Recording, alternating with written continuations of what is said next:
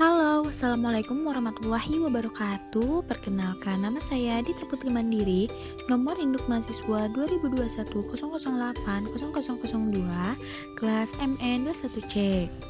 Di sini saya akan melakukan podcast mengenai matkul manajemen risiko keuangan, di mana dengan dosen pengampu Dr. Gustian Juanda.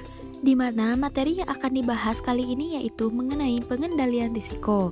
Di sini ada beberapa aspek yang akan saya bahas. Yang pertama, pengertian pengendalian risiko. Yang kedua, metode pengendalian risiko. Yang ketiga, contoh pengendalian risiko. Dan yang terakhir yaitu mengenai kesimpulan. Yang pertama yaitu definisi pengendalian. Pengendalian merupakan bagian ujung dan sebuah proses dalam melakukan suatu kegiatan. Memberikan batasan tentang pengendalian sebagai pengamatan secara organisatoris terhadap sasaran yang dicapai perusahaan.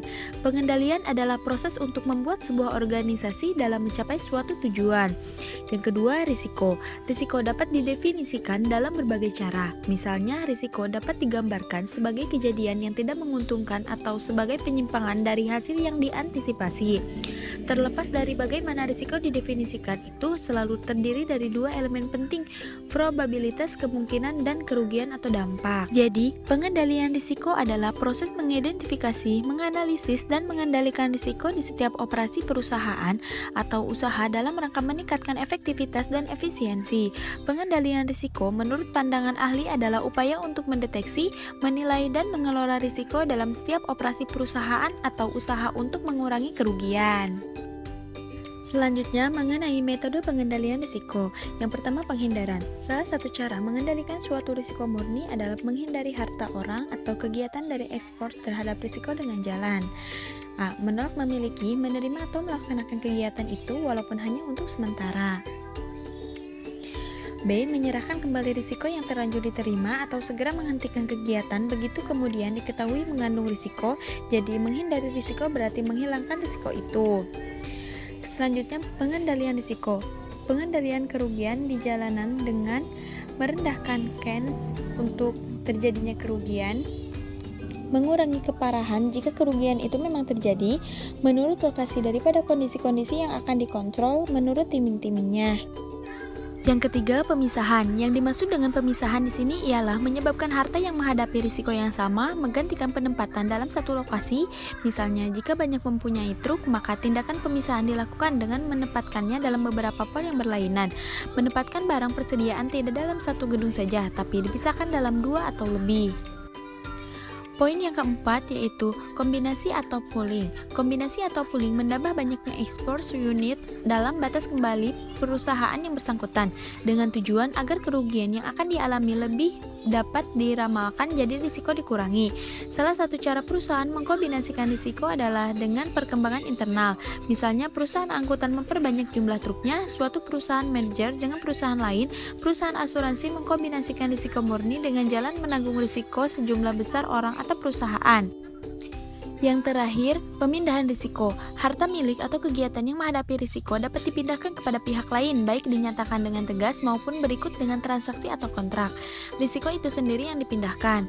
Terakhir, suatu risk financing transfer menciptakan suatu loss exposure untuk transfer. Pembatalan perjanjian itu oleh transfer dapat dipandang sebagai cara ketiga dalam risk control transfer. Dengan pembatalan itu, transfer tidak bertanggung jawab secara hukum untuk kerugian yang semula ia setujui untuk dibayar. Selanjutnya, karakteristik manajemen risiko yang baik. Secara umum, manajemen risiko yang baik mencakup beberapa elemen, yaitu memahami bisnis perusahaan, formal, sistematis, terintegrasi, dan komprehensif, mengembangkan infrastruktur risiko, menetapkan mekanisme kontrol, menetapkan batas, memfokuskan pada aliran kas, menetapkan sistem insentif yang tepat, mengembangkan budaya sadar risiko. Adapun contoh pengendalian risiko. Berikut adalah beberapa contoh pengendalian risiko yang dapat diterapkan dalam berbagai konteks organisasi atau proyek. Yang pertama, asuransi. Contohnya, mengambil kebijakan asuransi untuk melindungi organisasi dari kerugian finansial akibat bencana alam, kecelakaan, atau kerugian properti. Yang kedua, diversifikasi investasi. Contohnya, diversifikasi portofolio investasi untuk mengurangi eksposur terhadap risiko pasar atau industri tertentu. Yang ketiga, audit internal. Melakukan audit internal secara berkala untuk mengidentifikasi potensi kecurangan atau pelanggaran kebijakan. Yang keempat, backup dan pemulihan data. Melakukan pencadangan data secara teratur dan memiliki rencana pemulihan bencana untuk mengurangi risiko kehilangan data. Yang terakhir, pelatihan karyawan.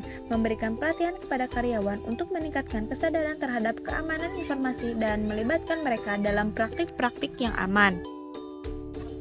Nah, terakhir kesimpulan. Dari kesimpulan yang bisa diambil yaitu pengendalian risiko adalah suatu proses strategis yang melibatkan identifikasi, evaluasi, dan pengelolaan risiko untuk menjaga keberlanjutan dan kesuksesan organisasi.